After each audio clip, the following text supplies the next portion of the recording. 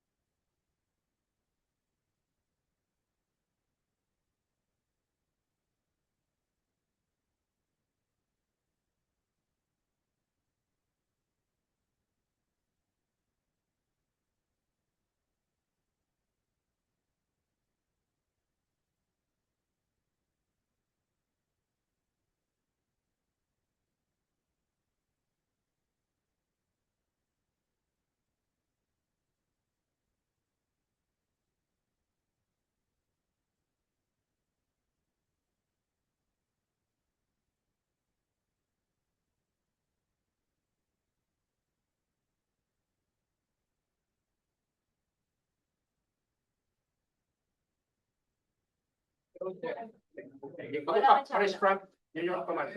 Fresh from New York. So wala pa sa kisa. Fresh from New York. Lagi. Anyway, we're about to start. The 35th regular session of the 21st City Council is now called to order. Invocation by Honorable Councilor Kenneth Sakala, followed by the singing of Lupang Hinirang and the Cagayan March. Please rise.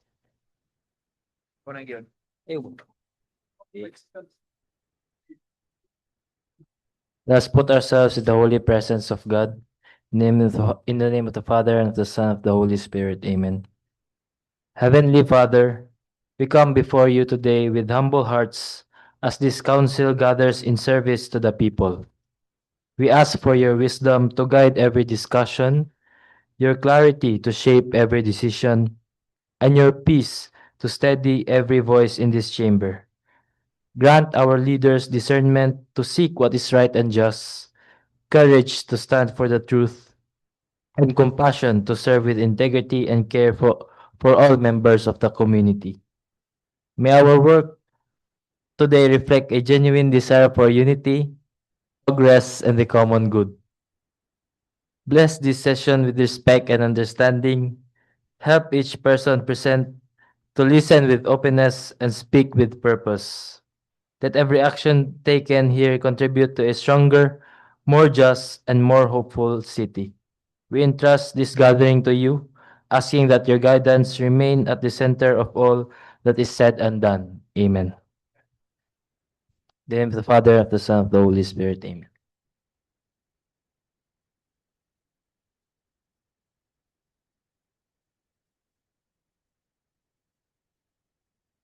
Mga kababayan, ang pambansang awit ng Pilipinas.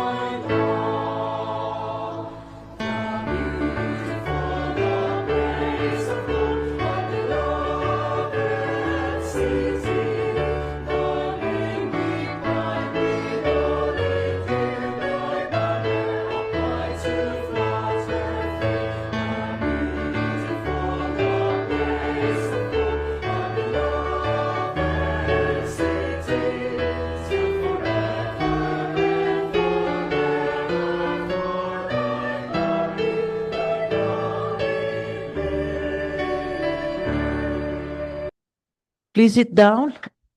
Mr. Secretary, please do the roll call. Honorable City Vice Mayor Jocelyn B. Rodriguez, Presiding Officer. For the First District Councilors, Honorable Desiree Ann M. Dahino, Honorable Roger G. Abaday, Honorable Juancho R. Pascual, Honorable Agapito Heriberto G. Swan, Honorable George Christopher Q. Goking, Honorable Moreno Y. Daba Ford, Honorable Al P. Ligaspi Sr., Honorable Amy Rose P. Moreno. For the Moreno is in USTP. Nanangin na. Councilor Amy Moreno is on Late official na, late. business. Mali. Wait na siya. For the Second District Councilors, Honorable Ivuna Yasin B. Imano, Honorable Maximo T. Rodriguez III, Honorable Paulo Nicolo Gaani, Honorable Joylene Mercedes L. Balaba, Honorable Yanlam S. Lim, Honorable Enrico Di Salcedo, Honorable Hilda Ugo, Honorable Edgar S. Cabanlas. For the ex-officio members, Honorable Marlo L. Tabak, Liga ng mga Barangay President, Honorable Kenneth John Di Sacala, CTSK Federation President, and Honorable Dr. Roberto P. Cabaring, IPMR. There is quorum, Madam Presiding Officer. Quorum is hereby certified.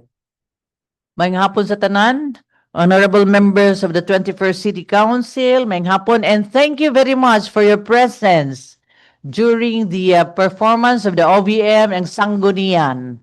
Except for a few, almost naagid mo tanan to support our performers, especially our division head, who participated during the performance. It was indeed a very beautiful performance. Let us give a round of applause for everybody. Of course, your contribution helped a lot, sa atong practices and everything.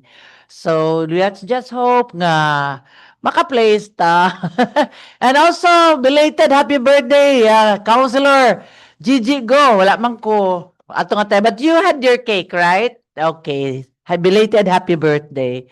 So, I would like to also encourage you to join tomorrow sa Chinese Chamber of Commerce invitation with Congressman Alba, Oro Chamber pala, with Congressman Alba. So be present during the said date tomorrow. So I hope na amo dito. So Mr. Secretary, mayong hapon kanimo. Attorney San Miguel Carla, red is the call of the day, and Councilor Des. So let us proceed. Majority Floor Leader, thank you very much for your beautiful speech during that time. I was watching via live stream. Gipa man ako, gipa live gyud sa City Information. Thank you very much. Salamat pa po the ever-blooming Vice Mayor of Cagayan de Oro. Biuming sa gakiang na ba? Now, we thank for your full recovery. Thank you. Thank you very much. We need you here in the City Council. Mayang hapon sa tanan sa mga membro sa atong City Council. Sa atong mga bisita nga naa sa likod, mga katawan sa Cagayan de Oro nga nagtanaw ka na to karon. Madam Chair, may I move to dispense the reading of the minutes of the previous regular session of this council and consider the furnishing copies thereof as reading itself. And a second? Objection? Hearing none, motion is hereby carried. Move to approve on second final reading. Second? Objection? Hearing none, motion is hereby carried. On the special report, we are very sad that nobody is Very sad. rendering a special report. So we skip this portion of our session today and we proceed immediately to our business of the day. Item 1, proposed resolution number 2026-320, declaring as operative its entirety effective on the date fixed therein, Ordinance number 1, series of 2026, of Barangay Council of Barangay Tablon, the city, covering its annual budget for CY 2026 with an estimated income of 51,702,844 pesos. May I request, Madam Chair, that Councilor Marlo Tabak be recognized. Councilor Marlo Tabak, you recognize? Good afternoon, Madam Presiding Officer, and the rest of the member of the 21st City Council. Ah, I move to approve proposed resolution number 2026-320, 320. Any second? Objection? Hearing none, motion is hereby carried. Move to approve on second and final reading. Madam Second? Chair. Objection? Hearing none, motion is hereby carried. Item 2. I would like to acknowledge the presence of Councilor Ante Pascual. So this is the second time that you are late. I hope you come early and join us early. Okay, let's proceed. Item 2, Turks, please. Item number 2 is for omnibus approval of proposed resolution numbers 2026-321 up to 2026-322. Declaring as operative in their entirety effective on the date fixed therein, the Herin Sangguniang Kabataan resolutions covering the respective annual budget for calendar year 2026 of the herein mentioned Sangguniang Kabataan of the barangays of Cagayan de Oro City, to wit: A. Resolution number 2, series of 2026 of the Sangguniang Kabataan of Barangay number 8 with an estimated income of 392,033 pesos. And B. Resolution number 1, series of 2026 of the Sangguniang Kabataan of Barangay San Simon with an estimated income of 641,657 pesos. Madam Chair, may I request Councilor Kenneth Jan Sakala be recognized? Councilor Kenneth Sakala, you recognize? Thank you, Madam Chair. Move for the approval of proposed resolution numbers 2026-321 and 2026-322. Thank you. Any second? Objection? Hearing none, motion is hereby carried. Move to approve on second and final reading. Second? Objection? Hearing none, motion is hereby carried. Item 3, proposed resolution number 2026-323, approving and adopting the Peace and Order Public Safety Plan for 2026 to 2028 of the City of Cagayan de Oro as submitted by the City Peace Development and Security Council under its resolution number 15, series of 2025. May I request Councilor Roger Abada be recognized, Madam Chair? Councilor Roger Abade from New York. Thank you very much, Majority Floor, our presiding officers, and my distinguished colleagues. I move that the proposed resolution number 2026-2023 be approved. The copies of this the Peace and Order Public Safety plan is already sent through email to each members of the City Council and Department. Thank you very much. Okay, any second? Objection? Hearing none, motion is hereby carried. Move to approve on second and final reading. Second? Objection? Hearing none, motion is hereby carried. Item 4, proposed resolution number 2026-324, urging all Sangguniang barangays in Cagayan de Oro City to include the Parents and Teachers Association, PTA, presidents of the elementary and secondary schools in the respective barangays as ex officio members of their Committee on Education. May I request Councilor Moreno Y. Daba, Jing Daba, the floor. Councilor Jing Daba, you recognize? Good afternoon, Madam Chair. Ang walay power pabor, gwapa ka nga tita. Moreno man ang gingalan sa imo. Amazing. Councilor Dirakan. Move to approve proposed resolution number 2026-324. Any second? Objection? Thank you. Hearing none, motion is... okay. Manifestation? Piri? This is not Oh, to block the proposed resolution, no? Because the PTA president is a vital stakeholder in the community. But under the law, the local code, the Federation of Parent Teacher Association president does not automatically become an ex officio member of the Sangguniang Barangay, even within the Committee on Education. Here is the breakdown on this explanation. No? Now, who are the ex officio members? In the Philippines, under the local code, the composition of the Sangguniang Barangay is strictly defined by law. There are only two specific roles that serve as an ex officio member. The SKIP chairperson represents the youth, and the president of the Lupon Tagapamayapa, usually the punong barangay, is the head. Unlike the Sangguniang Bayan or the municipal or Sangguniang Panlalawigan, the provincial levels, where the president of the Liga of the barangay or SK Federation site is an ex officio member. There is no legal provision for the PTA president to hold the seat on Any a question? board of the barangay council.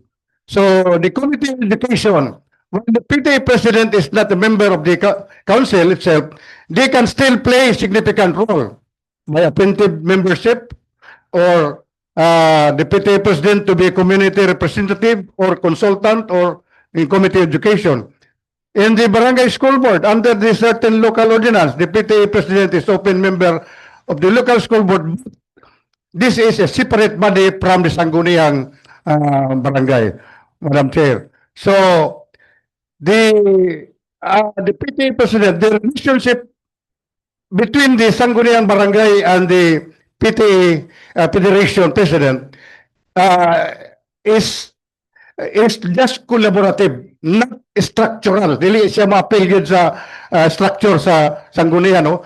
They may attend sessions to lobby for school funding or program, but they do not have formal set of rights within the Sangguniang barangay, Madam Chair. So this is my observation. I hope this will be clear for the members of the council, or especially to the proponents. Okay, thank you very much, Councilor Roger Baday. Yes, Councilor Marlo Tubak. And prepare Councilor Moreno Daba. Thank you, Madam Presiding Officer.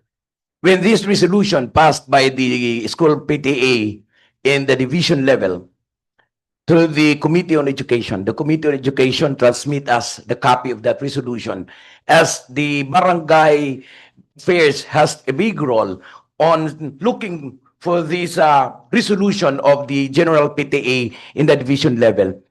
Madam Chair, the membership of the PTA president is not in the barangay council, but in the Committee on Education, so that the PTA now can have access to the barangay government to give their resolutions of the respective schools in the city of Cagayan de Oro. The Committee on Barangay Affairs and the Committee on Education, among nakita for easiest access of the program of the barangay, this special body, the PTA, has a vital role in giving their share in the barangay government.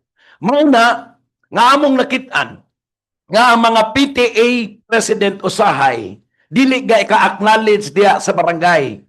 Bisan diya na lang sa committee.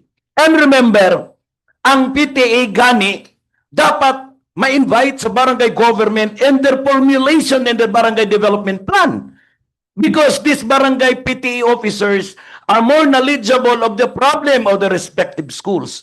So kini nga resolution, Madam Chair, which the Committee on Barangay Affairs supported the Committee on Education, kay among nakitaan nga kini ang usa sa pinaka-importante nga makalabi ang ato mga committee, ang ato mga PTA sa ato matag eskwelahan diha sa barangay government. Ug among nakitaan, walay legal questions. Kay dili man siya appeal, dili man siya member ex officio sa barangay council.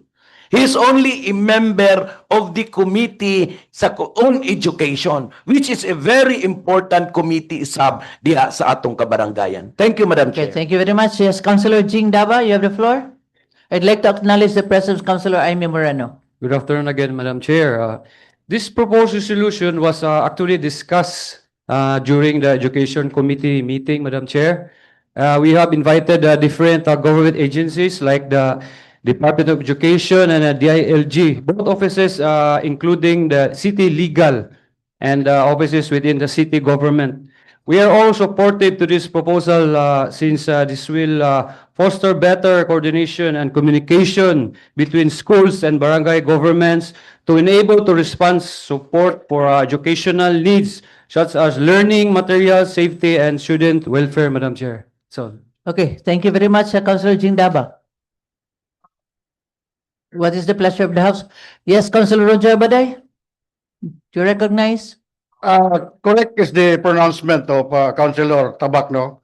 But the law, I will refer this section in the local code, Section 387, the composition of the Sangguniang Barangay. They can be in the Committee on Education, they are only collaborative, but they are not part of the structure. They can cooperate, they can help, they can even ask any assistance from the barangay to the Committee of Education, but they can never be a member as an ex officio member of the Committee on Education. That is under the local code. I reiterate Section 387 of the local government code.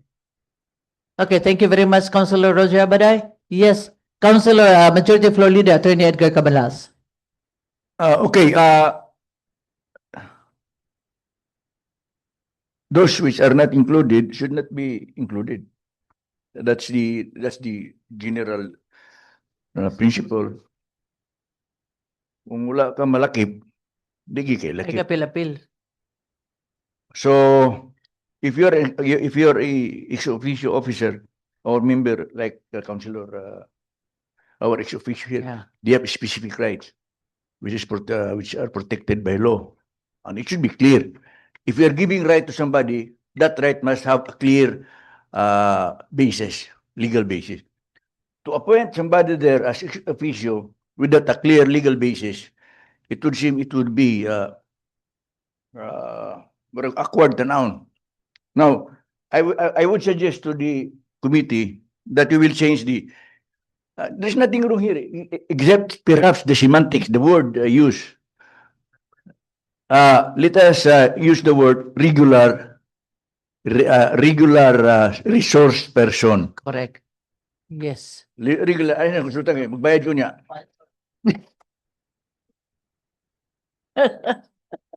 Regular resource Yeah. officer or person. Ano lang ng kwan, kay kung imo lagi butang kasi imo na sulduhan niya na wala legal basis na to. Kay ang ex officio is a very clear legal term, ex officio. You are a member, at the same time you are not. So And we can invite also anytime. they will Yeah, they're assistant person. regular resource person. Regular resource person. Parang permigi sila na adya. They will have perhaps an appointment or similar term like the designation. Usa sila sa member sa mga po sila member. They can talk, they can speak. Sina na lang. Diba? What is the pleasure of the House? Ay na, I just put a regular resource person. Yes, Councilor Paulo Gani. Ganina karagatuyok-tuyok. Tugnaw mong good kay Vice akong gipataas. Madam Chair, I was present in the committee meeting. Gikan man gyud ni sa DepEd nga recommendation. So kung ibalik na to sa I think it was the proper resource person siguro, DepEd. Sila man gyud nag-recommend aning ang president sa PTA ma-appeal sa Committee on Education sa barangay level. Sa barangay level dili pasabot appeal sila sa ex officio sa barangay Yes, members. Yes. I think it's enough. Department of Education, DepEd man gito siya. Gikan. Oh, so dili ex officio. That the word ex officio as stated. Yeah, regular na lang, regular resource person ang PTA. How's that? Okay, subject was to style. Subject to styling. Kay it's a little bit awkward, Madam Chair. Yeah. That the committee Tungod can pa to create sa a position. So subject to styling by the Okay. So secretary. subject for styling? So any second? Objection? Hearing none, motion is hereby carried. Move to approve on second Second, and final reading. objection? Hearing none, motion is hereby carried.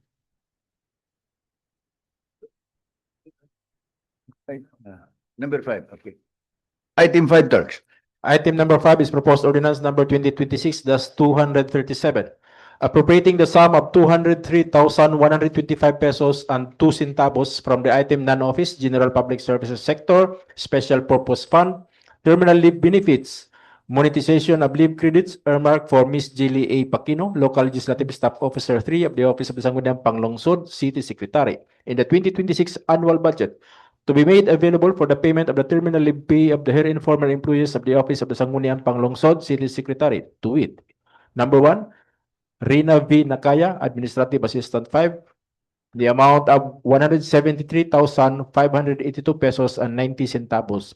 Number 2, Frank Felix Puliran, LSSO1, Casual, with an allocated amount of 29,542 pesos and 12 centavos.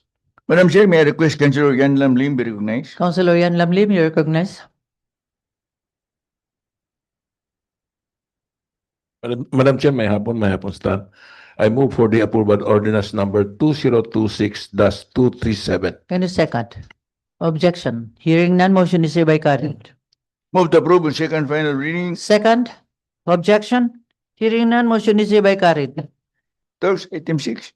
Item number 6 is proposed ordinance number 2026-238, deleting the respective parenthetical titles of the herein enumerated vacant positions in the plantilla of the different departments or offices of the city government of Cagayan de Oro in order to standardize the nomenclature of the said positions in accordance with the local budget circular number 137 of the Department of Budget and Management, dated July 13, 2021, entitled Index of Occupational Services, Position Titles and Salary Grades, Calendar Year 2021 edition, to wit: 1. Office of the City Building Official, the position is City Government Assistant Department Head 2. The parenthetical title to be deleted is Assistant City Building Official. That is item number 2 with a salary grade of 24. 2. Under the Office of the City Planning and Development Coordinator, City Government Assistant Department Head 2. The parenthetical title to be deleted is Assistant City Planning and Development Coordinator. Under item number 3, salary grade 24. 3. Office of the City Health Officer, City Government Assistant Department Head 2. The parenthetical title to be deleted is Assistant City Health Officer. Under item number 3, salary grade 24. 4. Office of the City Veterinarian, position is City Government Assistant Department Head 2. The parenthetical title to be deleted is Assistant City Veterinarian. Under item number 2, salary grade 24. 5. City Management Information System and Innovations Department, position is City Government Assistant Department Head 2. The parenthetical title to be deleted is Information Technology Officer 3. Under item number 2, salary grade 24. And 6. J.R. Borja General Hospital, position is City Government Assistant Department Head 2. The parenthetical title to be deleted is Assistant Chief of Hospital. Under item number 2, salary grade 24.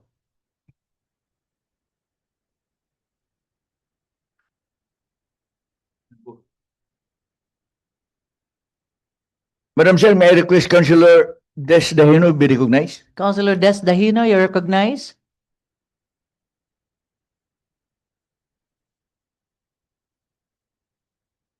Good afternoon, Madam Chair. Good afternoon, everybody. I move for the approval of proposed ordinance number 2026-239. Any second? Objection? Hearing none, motion is hereby carried. Move to approve on second final reading. Second? Objection? Hearing none, motion is hereby carried. Item 7, appropriating the sum of 19,000 pesos from the savings of the item personal services, salaries, wages, regular.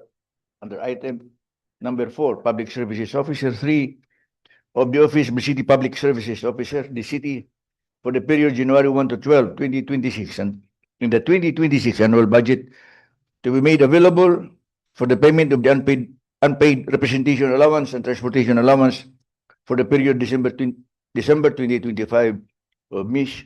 Cheryl C. Mungkay, City Government Department Head 2 of said office. May I request Councilor Yan Lam Lim be recognized, Madam Chair? Councilor Yan Lam Lim, you recognize.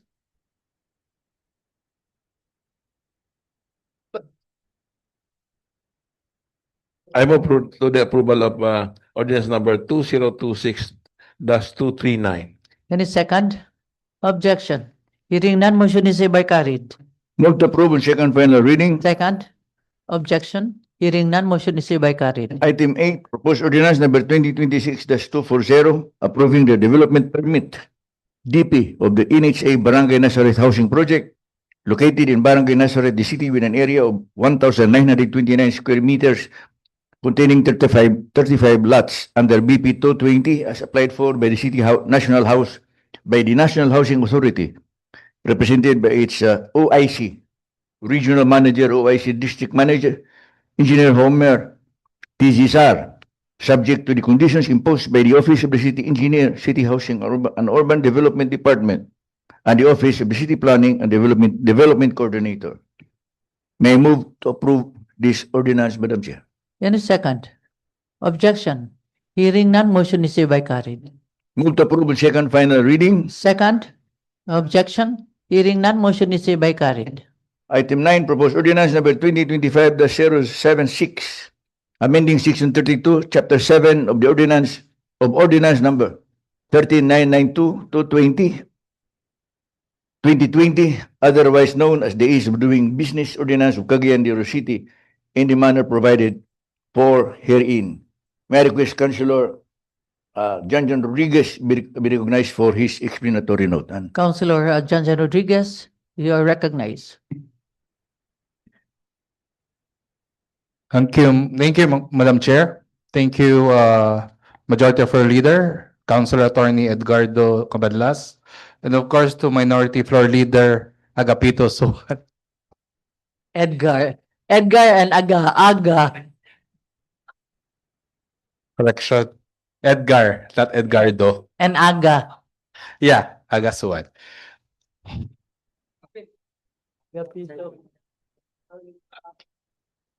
I'm one of the principal authors of proposed ordinance number 2025-076 entitled an ordinance amending section 32, chapter 7 of ordinance number 13992-2020, otherwise known as the Ease of Doing Business Ordinance of Cagayan de Oro City. In the matter provided for herein, which I filed on October 2, 2025, together with you, Madam Chair, as principal author, with our co-authors, Councilor George Christopher Goking and Councilor Marlo Tabak. Gipanggamhanan ko nato kini nga proposed ordinance sa hinungdan nga dako kayo ang ato pagsuporta sa mga katuyuan sa City Ordinance number 13992-2020, known as the Ease of Doing Business Ordinance of Cagayan de Oro City, passed by the 19th City Council on December 14, 2020. That was almost 6 years ago, Madam Chair. Tataw kayo ang katuyuan sa mao nga ordinance pinasubay sa atong nasudnong polisiya of making government services faster, easier, and more transparent for our people, while helping business grow and improving public service in our city. However, while supporting that policy, we also saw a serious concern ilabi na sa Section 32 sa mao nga ordinance diin nag-fix kini og uniform amount of 1,000 pesos for barangay clearance fees sa tanang barangays dinhi sa atong dakbayan. Isip kanhi ay nga barangay kapitan uban ni Vice Mayor Bebot Rodriguez na side ako nga this is not practical and not fair. Aduna gyud akong kalainan diha sa usa ka baguhay nga mag-abri nga sari-sari store sa Barangay Carmen o kusasad kabaguhay nga mag-abri nga sari-sari store sa Barangay Bisigan. Ang Barangay Carmen is a highly urban barangay with bigger income, bigger population, and different administrative and regulatory costs in the insurance of their barangay clearance, while the other is in a rural hinterland barangay with a different financial capacity among its constituents and a different situation kung pabalan sila sa suswamang kandidat na 1,000, which to me personally is not practical for Barangay Carmen and may too be burdensome for the people in some hinterland barangays din sa atong dakbayan. In implying the same fixed amount to all barangays, it creates confusion among barangay officials and residents. And it also weakens the power given to barangays under Republic Act number 7160 or the Local Government Code, which recognizes their authority and the wisdom to govern local matters within their jurisdiction. Tungod ini, Madam Chair, ang ato proposed amendment removes the annexes that fix the uniform amount of 1,000 ang gibalik-balik ngadto sa mga barangay ang ilang dakong katungod sa pagdetermine kung unsay husto nga kandidat para sa ilang barangay clearance fee pinaagi sa pagpasaka og ilang kaugalingong barangay ordinance, and always subject to review by the sangguniang panglungsod. Apan dili kini usa ka unlimited authority, Madam Chair. Ang mga barangay must comply with DILG DOF Joint Circular Number 01-2019 and DILG BLGF Memorandum Circular Number 2019-01 gamit ang BLGF prescribed toolkit in determining the proper amount for their barangay clearance fee. This means the fees must be lawful, reasonable, and based on actual standards. Di lang basta-basta mag-imposar og kandidat nga way igong basehan. What is retained of our ease of doing business ordinance is in this amendment is that the city continues to collect the barangay clearance fees because it supports ease of doing business and avoids unnecessary delay for barangay clearance applicants. At the same time, we improve the system by strengthening the notice procedures nga diha makabalo dayon ang mga barangay kung kinsa ang magkuha og barangay clearance. The negative list of barangay diin gilista ang mga aplikante nga dili angayan hatagan og barangay clearance sa pakatarwangan nga hinungdan and the timely coordination between the barangays and the city regarding applicants with violations and compliance issues. Pinaagi ini, this ordinance makes the process clearer, fairer, and legally stronger. When I first filed this ordinance, Madam Chair, it mainly contained two major points. First, the amendment of Section 32 by removing the annex and restoring barangay autonomy in fixing their own fees through ordinance. Second is a provision on transparency. Through the leadership of the City Councilor George Christopher Wilkin, Chairperson of the Committee on Trade and Commerce, and through the work of the technical working group, all proposed ordinance became stronger and more complete. I sincerely thank the PWG headed by Attorney Jose Edgardo Uy, katode Edgardo, pili si Cabanlas, Chairperson of the technical working group in the ease of doing business, and Chairperson sa atong regulatory compliance board together with all its members for carefully improving this measure. Their work added clear procedures on barangay participation, issuance, revocation, notice of violations, and timely reporting to the city on matters pertaining to barangay clearance for business permit for new application and renewal, and locational clearance as a requirement for business permit. Ang akong original nga 289 lang na word proposed ordinance was expanded by the TWG into a clear ordinance of around 566 words that better protects barangay autonomy while fully supporting the national policy on ease of doing business. This measure supports faster, better government service, and at the same time, it protects the autonomy of our barangays to manage their own local concerns according to their real conditions and needs. I ask for the support of the honorable members of this City Council in passing this ordinance because this is not only about fees, this is about fairness, this is about local autonomy, and this is about practical governance. And this is about making sure that our ordinance works for every barangay, whether urban, rural, or in the intermediate. With this, Madam Chair, I therefore move for the passage of proposed ordinance number 2025-076 entitled An Ordinance Amending Section 32, Chapter 7 of Ordinance number 13992-2020, otherwise known as the Ease of Doing Business Ordinance of Cagayan de Oro City. Thank you, Mr. Chair. Any second? Objection? Hearing none, motion is hereby carried. Second. Move to approve on second final reading. Any second? Manifestation? Yes, Councilor Milo Tabak. Thank you, Madam Presiding Officer. On behalf of the strong 80 barangay government in Cagayan de Oro City, during our General Assembly last April 30, 2026, I reported the amendments of this ordinance And we are very happy for the quick response of the Trade and Commerce Committee, headed by Councilor George Gooking, and to the principal authors of this amendment, Vice Mayor Bibot Rodriguez, Councilor Junjun Rodriguez, and the technical working group.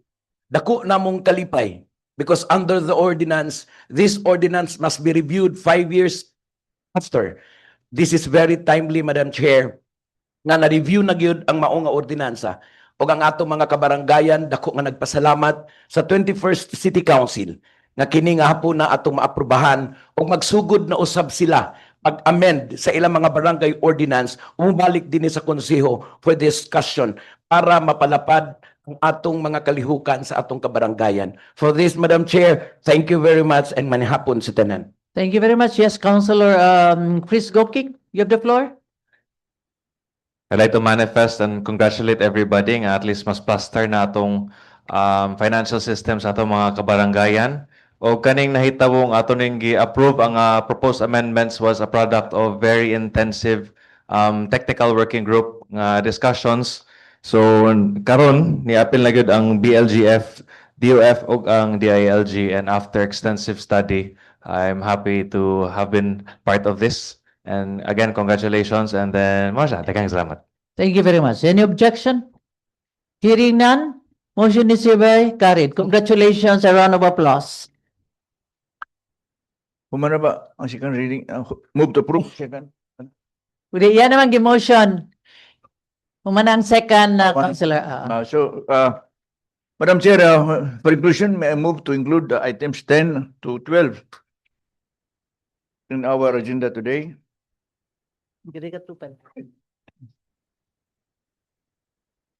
Any second? Objection? Hearing none, motion is hereby carried. Item 10, proposed ordinance number 2026-24, authorizing the Honorable City Mayor Rolando A. Oy, representing the city government of Cagayan de Oro, to enter into and sign the memorandum of agreement of understanding with the Oro Integrated Cooperative, represented by its chairperson of the Board of Directors, Executive Director, Mr. Mansueto de la Peña, covering the implementation of the Gender and Development Program for vendors and stakeholders in the public markets of Cagayan de Oro through the City Economic Enterprises and Business Development Administration, CIBDA, and the City Gender and Development GAD Office under the terms and conditions stipulated therein. May I request Councilor Desdahino to sponsor the... Councilor Desdahino, you're recognized. Thank you, Madam Chair. I move for the approval of proposed ordinance number 2026-241. Any second? Objection? Hearing none, motion is hereby carried. Move to approve on second final reading. Second? Objection? Hearing none, motion is hereby carried. Item 11, proposed resolution number 2026-305, expressing the 21st City Council's deepest sorrow for the untimely demise of the late former punong barangay, Flordeles S. Pabilic of barangay number 20, the city, and conveying most profound sympathy and condolence to the bereaved family. May I request Councilor Ivona Yaseni Imano. Very good night. Councilor Yvona, you like Yvona or Evie? Ibi lang ba? Evie. Okay, Imano. Wala klaro. Madam Chair, and welcome back. So is she already buried? Oh, Just knew it. oh yes. She was, I think, a barangay kapitan. Yeah. in- Kami ang nagkako. Dungan. Yeah. Yeah, Karon lang ko kay Balo. she's married to the current kapitan. Yeah. Yeah.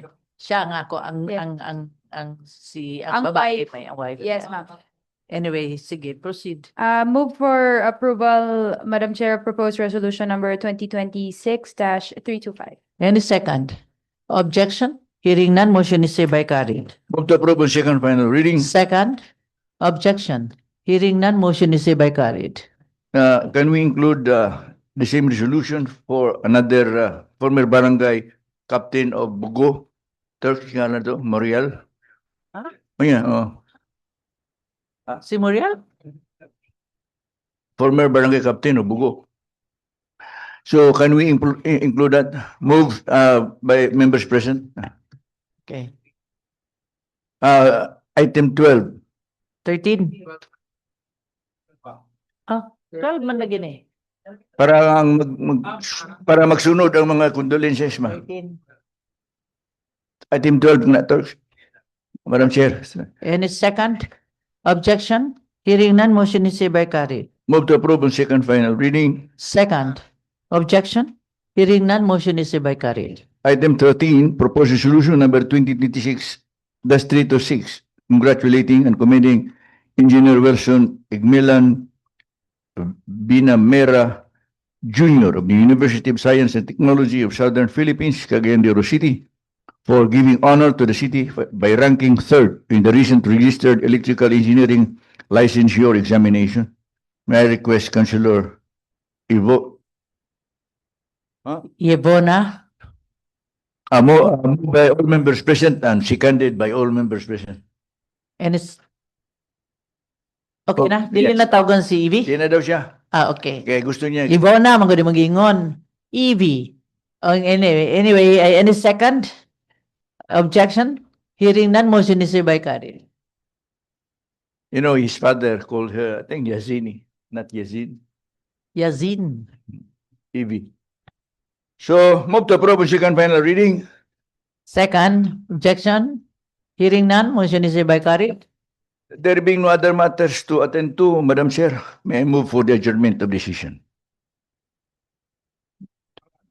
Any second? Objection? Hearing none? Session adjourned. God bless us all.